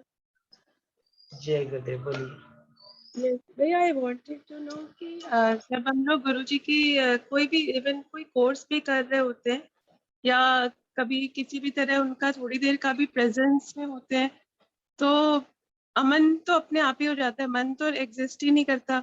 और जो भी षट संपत्ति, समाधान, विवेक, ये सारी चीजें उस क्षण में होती ही है। प्रश्न भी हम जो लेके जाते हैं, इच्छाएं भी लेके जाते हैं, वो पता नहीं कहाँ गायब हो जाती है। कुछ जितनी देर उनका प्रेजेंस होता है ऐसा लगता है कि वो सारी संपत्ति अपने आप ही मिल रही है या कुछ भी इच्छा या कुछ रहता नहीं है। तो ये इन लोगों के प्रेजेंस में ऐसी क्या चीज हो जाती है जो ये चीज इतनी इजी, जिसके लिए इस दुनिया में हम लोग को इतना प्रयत्न करना पड़ता है, वहां पे वो चीजें ऐसे कैसे अवेलेबल हो जाती है? बहुत सुंदर प्रश्न यहाँ पे गरिमा जी ने पूछा है। तो इसके दो एस्पेक्ट्स है। एक पहला एस्पेक्ट है कि एक तो होता है कि जो होता है शक्तिपात करके कहते हैं ना, वो शक्ति जो रहती है वो पराशक्ति होती है, और पराशक्ति क्या करती है, डायरेक्ट सोर्स ऑफ शक्ति या नॉलेज उसके सानिध्य में आ जाए तो वहां पे जो स्पेस एलिमेंट जो है ना, नथिंगनेस, आकाश तत्व तो बहुत डोमिनेटिंग होता है गुरु के सानिध्य में, उस उनके ऑरा में। तो बुद्धा जब थे ना, उनके आजू बाजू में 1-1.5 किलोमीटर 2-3 किलोमीटर में इन जो हिंस्र पशु थे वो भी हिंसा नहीं कर पाते थे, बिकॉज इतना अहिंसा उनके अंदर भरा था, इतना शांत उनका मन था। तो उनके आजू बाजू में वो हिंसा भी नहीं होती थी बोले। तो इस तरह से जब हम लोग उस आकाश तत्व के स्पेस एलिमेंट में आते हैं ना, कई बार अपने प्रश्न भी शांत हो जाते हैं, कई बार अपनी स्थिति ऑटोमेटिकली उस स्थिति में पहुंच जाते हैं। तो ये एक कारण है कि पराशक्ति के सानिध्य में होते हैं तो वो अपने आप हमें मिलता है। This is one of the reason for that, है ना। उनमें वो तत्व बहुत ऑरा जो होता है बहुत, उसका प्रेजेंस डोमिनेटिंग होता है। दूसरा जो रीजन होता है कि क्या होता है कि एक जो होता है कि आपकी जो उनके ऊपर की जो श्रद्धा होती है वो आस्था वर्क करती है। दैट आस्था, because grace is flowing but it doesn't reach out to everybody. क्यों? बिकॉज एवरीबडी, सबकी वो आस्था नहीं होती है, ग्रेटिट्यूड नहीं है, उतना आस्था नहीं, कृतज्ञता नहीं है। तो जिनकी जैसी आस्था उनके वैसे फल। तो ये बात मैं आपको बताता हूँ कि वो जो आस्था जो आपकी गुरु में है वो भी वर्क करती है। तो वो आस्था यदि आपकी किसी जीसस में है तो उनको भी वही सही अनुभव होगा जो आपको अनुभव गुरु के सानिध्य में होता है।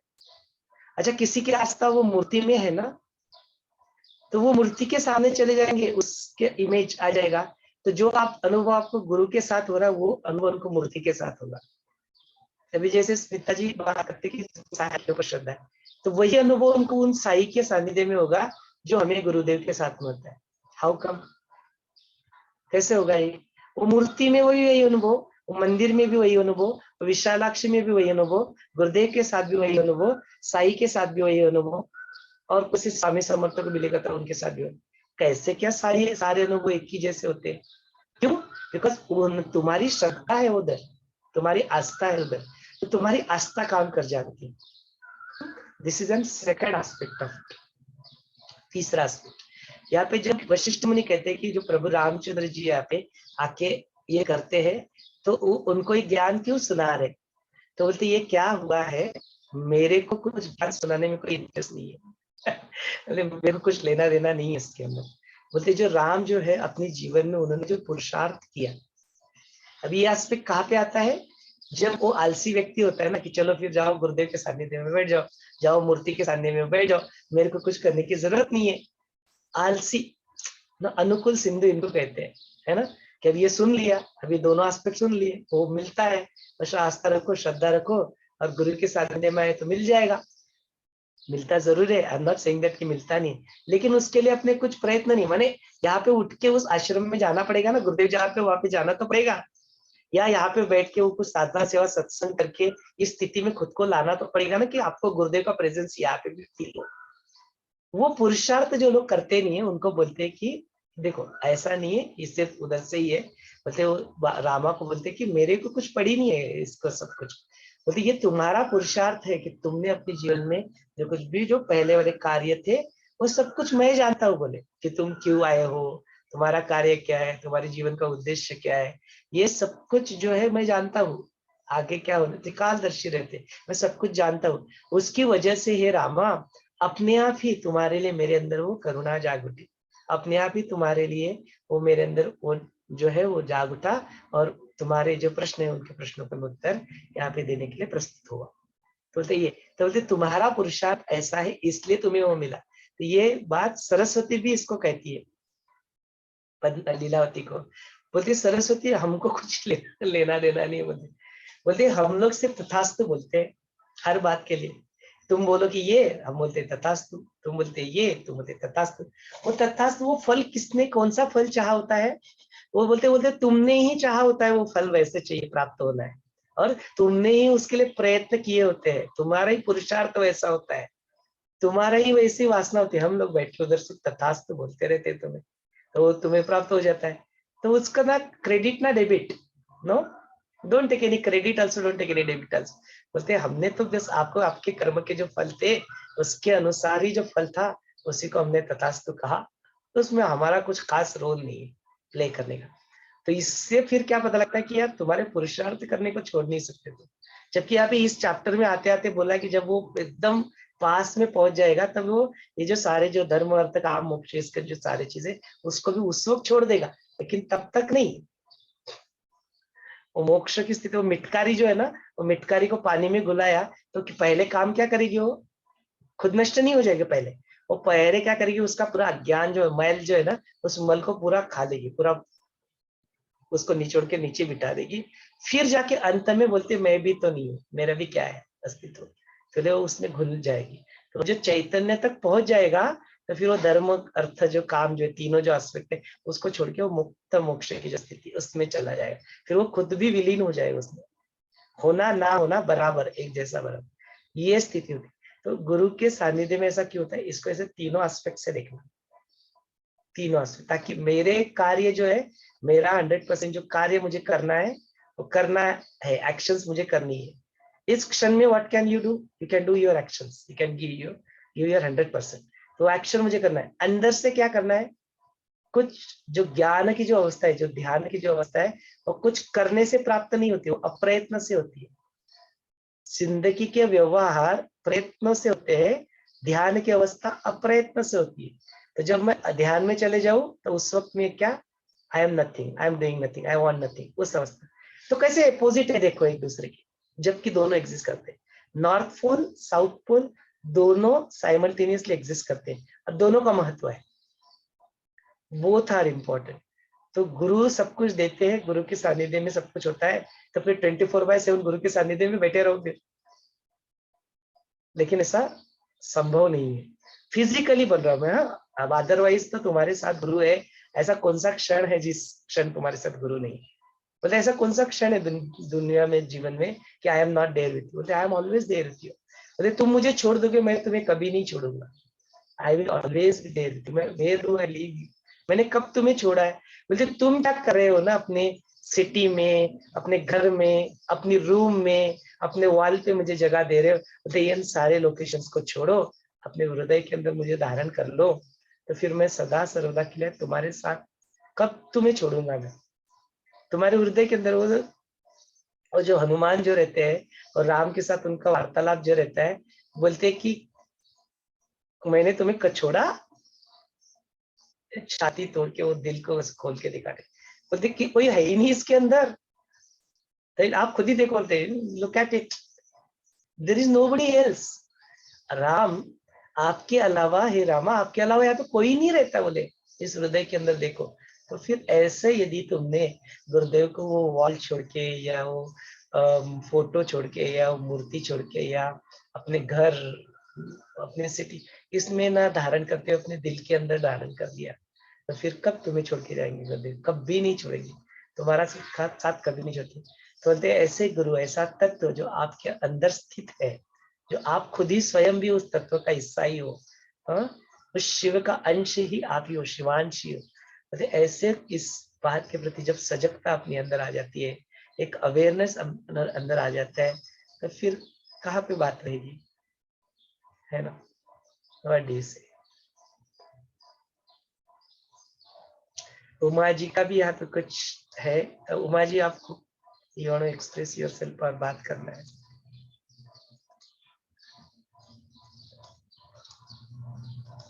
हाँ, जय गुरुदेव भैया।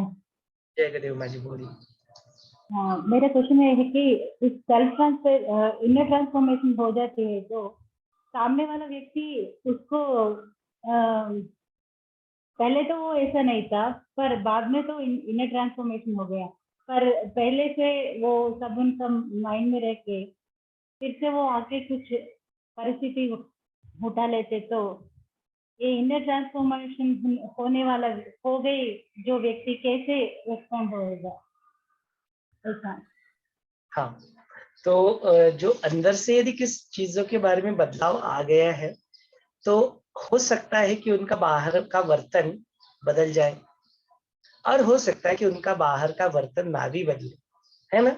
जैसे अभी मुझे कोई, if I say that I love you equally the way I love my sister, और I love you equally the way I love my wife, तो क्या मेरा वर्तन जो मेरी सिस्टर के साथ है और मेरी वाइफ के साथ है, वो वही वर्तन आपके साथ भी मैं करूं? ऐसा तो होता नहीं है, ऐसे तो हम लोग करते नहीं है। बट क्या अंदर से मेरे को, मेरी वाइफ है, मेरी सिस्टर है और आप है, इन तीनों में मुझे कोई अंतर नहीं नजर आता? अंदर से अंतर, आपके लिए जो सेम प्रेम है उतना ही प्रेम आपको भी मैं करता हूँ, है ना? तो आई बोलते, गुरुदेव बोलते, I love each one of you specially, और you are each one of you special to me, I each one of you, I love you specially, है ना? बट क्या उनके वर्तन हम सबके साथ सेम होते हैं क्या? मतलब वर्तन को ना देखो, बाहरी व्यवहार को ना देखो, ये हो गई अपना व्यवहार की बात। क्या मेरा जीवन मुक्त होने की वजह से, मेरे इनर ट्रांसफॉर्मेशन की वजह से बाहर के जो व्यक्ति वस्तु परिस्थिति उनमें बदलाव आ जाएगा क्या? आ भी सकता है, नहीं भी आ सकता है, कोई आवश्यक नहीं है। आपके अंदर आप जीवन मुक्त हो गए, बाहरी व्यक्तियों के जो व्यवहार में फर्क आ गया, तो ये कोई आवश्यक नहीं है। ये हो भी सकता है या नहीं भी हो सकता, कुछ कॉन्क्रीट या सॉलिड इसके बारे में कह नहीं सकते। मतलब इसलिए इसका चैप्टर का जो एंड हुआ है ना, I read it for you. मतलब ऐसे विश्रांति तुम लो, बोलते कारण क्या है, जो ज्ञानी जो लोग रहते हैं उनके साक्षात्कार आदि बोध भूमि में आत्मा से निराली सत्ता जो अस्तित्व होता है, या उसका द्वैत या अद्वैत, ऐसा निर्णय ठीक से हम लोग कर नहीं सकते। बोले किसी भी रूप में ऐसा कॉन्क्रीटली कुछ होगा, ऐसा उनके बारे में हम लोग कहा नहीं जा सकता। इसलिए आपके साइड में बैठा हुआ व्यक्ति वो तो सब कुछ करते हुए आपको दिखाई देगा, वो अपना जॉब कर रहा है या बिजनेस कर रहा है या सब कुछ है, गृहस्थ आश्रम में है, लेकिन वो मुक्त है या नहीं है कुछ कहा नहीं जा सकता उनके आउटवर्ड बिहेवियर से। या कोई व्यक्ति बहुत बहुत अच्छा एक्टिंग कर रहा है, गुडी गुडी है, तो भी उनके व्यवहार से देख के कह नहीं सकते कि वो जीवन मुक्त है। somebody just फेक सन्यास दिखा रहा है, हमने देखे ना, कई सारे लोग अभी भी जेल में बैठे हुए, तो फेक सन्यास को जो दिखा रहे थे वो दैट वाज फेक था ना, तो फिर वो नहीं टिका। तो बाहरी व्यवहार से किसी के बारे में कुछ कहा नहीं जा सकता। तो there is no such, but होते ऐसे ज्ञानियों के, ऐसे विवेकी पुरुष के कुछ आचार होते हैं, कुछ लक्षण होते हैं, दैट इज सेकंड, अभी नेक्स्ट चैप्टर में आएगा। और इसके पहले भी हम लोग कुछ कुछ देखे, तो कुछ कुछ तो बदलाव नजर आते हैं, लेकिन बहुत सारे बदलाव नजर आ भी नहीं सकते। देयर रूटीन में लुक एग्जैक्टली सेम, वो आपकी तरह ही उठेंगे, खाएंगे, पिएंगे, सब कुछ जाएंगे, नौकरी करेंगे, अपने व्यवहार को निभाएंगे, सब कुछ करेंगे, बट वो इनर से ट्रांसफॉर्मेशन पूरी तरह से हो चुका है। वो उनके उनको उनका अंदर से जो समाधान है ना, वो अंदर से समाधान विल बी देयर, तृप्ति विल बी देयर, इस रूप में इसको देख सकते हैं। व्हाट डू यू से? आपका क्या उसमें ओपिनियन है, मत है?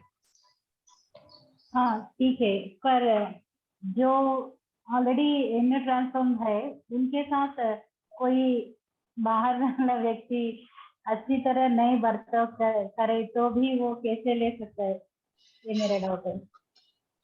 हाँ, तो डिपेंड करता है ना उसकी प्राण शक्ति उस वक्त कौन सी स्थिति में है। उसकी प्राण हाँ ठीक नहीं है तो इरिटेट भी हो जाएगा वो, लेकिन वो दूसरे क्षण में उसको छोड़ भी देगा, वो स्टक नहीं हो जाएगा। इज द डिफरेंस बिटवीन अज्ञानी एंड ज्ञानी। मतलब ज्ञानी क्या करेगा, उस वक्त जो रिएक्ट होना है वो रिएक्ट होके छोड़ देगा उसको। जैसे पानी पे लकीर डाले तो कैसा होता है ऐसा। वही बात है कि वो हवा में हाँ की तरह वो पानी के हाँ लकीर कर देगा, बट वो फिर वो तुरंत मिट जाएगी उधर से, इसका कोई चित्त के ऊपर कोई इम्प्रेशन नहीं, इस तरह से। ठीक है ना। चलिए इस सत्र को कंप्लीट करने से पहले यदि आपके मन में और कुछ प्रश्न है, जो चैट पे हमने डाले थे वो सारे प्रश्नों को तो हमने कवर कर लिया। आपके मन में कुछ प्रश्न है या आपको कुछ अपने आप को व्यक्त करना है तो एवरीथिंग इज फाइन, आप अनम्यूट करके अपना जरूर बात यहाँ पे रख सकते हैं या प्रश्न भी तो पूछ सकते हैं। हाँ मनीष जी बोलिए।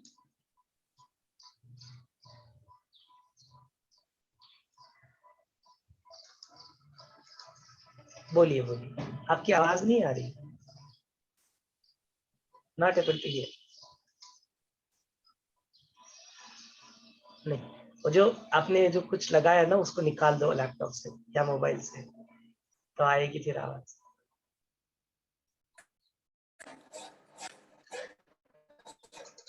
बोलिए। अब आवाज आ रही? आ रही है आवाज, बोलिए।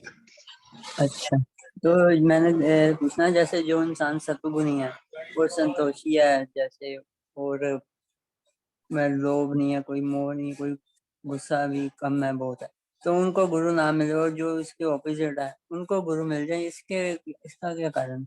जो अंदर से मतलब जैसे चला जैसे वैसे, मतलब जो काम नहीं करने वाले वो भी कर देते, उनको गुरु मिल जाए, और जो दूसरी तरफ है जो सत्वगुणी बहुत है तो उनको गुरु ना मिले, तो इसका क्या कारण?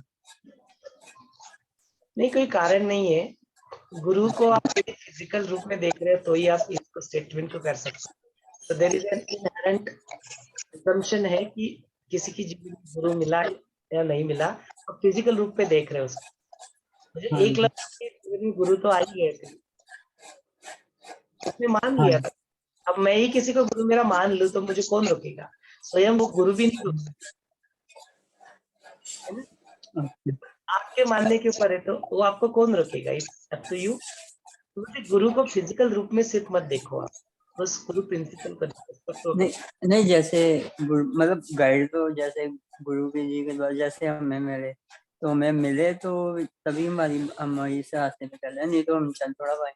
मतलब ये ना, जैसे अब एक पात्रता होनी चाहिए ना, जैसे आप कहते हैं कि गुरु तभी मिल जाए। पात्रता एक ही तरफ से नजर आ रही है, बहुत है, पर उनको उनकी लाइन में गुरु आएंगे, ऐसे गुरु जी अपने आप मिलते हैं या खुद ही चुनते हैं, ये मतलब कहने का मेरे कारण। मिलने तो चाहिए, बनता तो ऐसे ही है कि भाई देखें यार इतना अच्छा व्यवहार है, सब कुछ अच्छा है, और दूसरी तरफ जिनका व्यवहार इतना अच्छा नहीं है उनको गुरु मिलते हैं, तो उसका मतलब ये भाग्य के ऊपर डिपेंड है, कर्मों के ऊपर डिपेंड है। नहीं नहीं, ये सब कुछ उससे कुछ लेना देना नहीं। मतलब जब कुछ कुछ लोग जो आश्रम में रहते हैं, और गुरुदेव से अक्सर ये प्रश्न पूछा जाता है कि यार ये लोग तो आश्रम में रहते हैं और हम लोग तो देखते हैं उनको कितना बुरा व्यवहार करते हैं लोगों के साथ, ऐसे कैसे? इनको तो बहुत अच्छा व्यवहार करना चाहिए, ये तो बहुत शांत शांत से लगने चाहिए।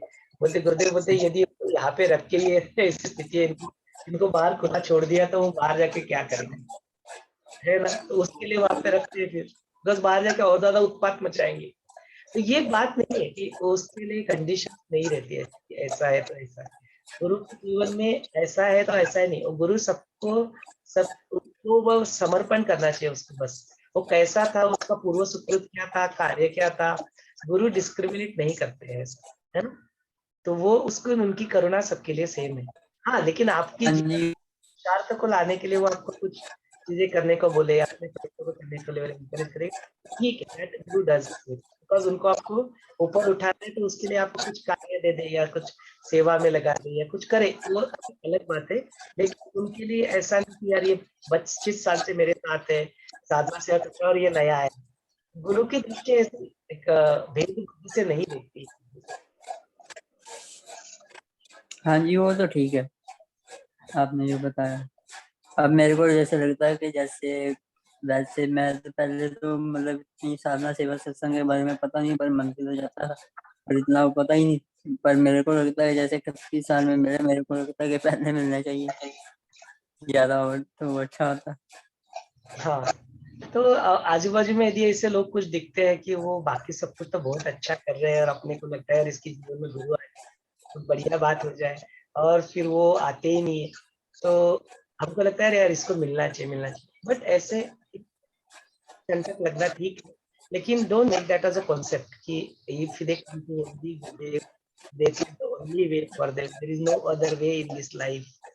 ये ठीक सोच ठीक नहीं है ना। लेट देम बी, उनको अपने जीवन में जो प्राप्त हो गया है वो मिल चुका है उनको। Why do we feel get कि Gurudev is the only person who is Gurudev. ये अपनी श्रद्धा है उनकी, इसलिए हमको लगता है ऐसा। बट यदि उनकी श्रद्धा उस मूर्ति के ऊपर है तो उसमें नारायण दिखता है हमको, तो उनको मिल चुका है सब कुछ जो मिलना था, जो हमको गुरुदेव देते, उनको मूर्ति ने दे दिया है। Are you getting this?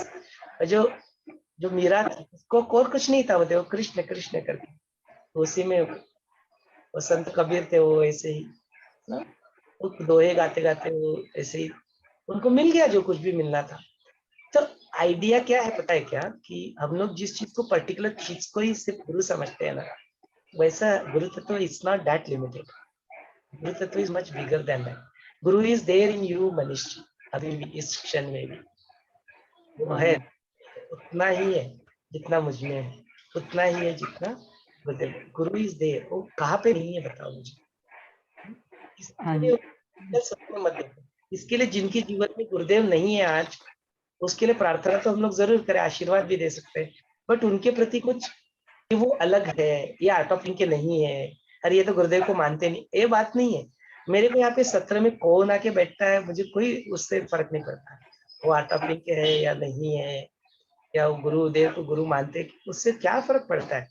कोई वहां पे अल्लाह को माने, जीसस को माने, और किसी गुरु को क्या, उससे क्या फर्क पड़ता है। जब तक ज्ञान की चर्चा हो रही है तब तक ज्ञान की चर्चा हो रही है, जब ज्ञान में है, उनकी आस्था और श्रद्धा वस्तु व्यक्ति परिस्थिति किसके ऊपर है, उससे क्या फर्क पड़ रहा है। आस्था तो आस्था है ना, उससे फर्क नहीं पड़ेगा। हाँ जी, ये अनदर व्यू पॉइंट अबाउट। ठीक है, थैंक यू। और किसी के मन में कुछ प्रश्न है या कुछ कॉन्सेप्ट है या कुछ आइडियाज है, कल्पना है जिनको आप तोड़ना चाहते हो, you want to break those concept ideas, या कुछ ब्लॉक्स, अरे इसमें अटक गए ऐसा लगता है भैया, इसको तोड़ो, I am stuck here, let's break it, ऐसे कुछ है तो जरूर आप शेयर करना। आज के लिए फिर इस सत्र को हम लोग यहाँ पे रोक लेते हैं। जय गुरुदेव। उमा जी आपको कुछ जय गुरुदेव भैया। हाँ, बोलिए। हम जय गुरुदेव क्यों बोलते हैं इसके थोड़ा वर्णन कीजिए। जय हाँ गुरुदेव बोलते हैं ना। हाँ हाँ, तो जय गुरुदेव हम लोग कहते हैं, तो बोलते गुरुदेव माने गुरु माने क्या, कि जो गुरु है, जो प्रिंसिपल है, जो तत्व, जो चैतन्य है, वही ईश्वर है, वही देव है, और उसकी जो आपके अंदर का जो चैतन्य है, उस चैतन्य का, उस आनंद का, उस परमानंद का जय हो, उसकी विजय हो, उसका जय हो। इसलिए बोलते कि जो चैतन्य यहाँ पे है वही चैतन्य आप में भी है, और वही चैतन्य देव भी है, तो ऐसे देव का, ऐसे चैतन्य का क्या हो, जय हो। इसलिए बोलते हैं जय गुरुदेव। दो उसी चैतन्य को नमन। ठीक है, थैंक यू। जय गुरुदेव। जय गुरुदेव। चलिए फिर आज के इस सत्र को यहाँ पे रोक लेते हैं ताकि पुनः एक बार हम लोग कल मिल पाए। जय गुरुदेव।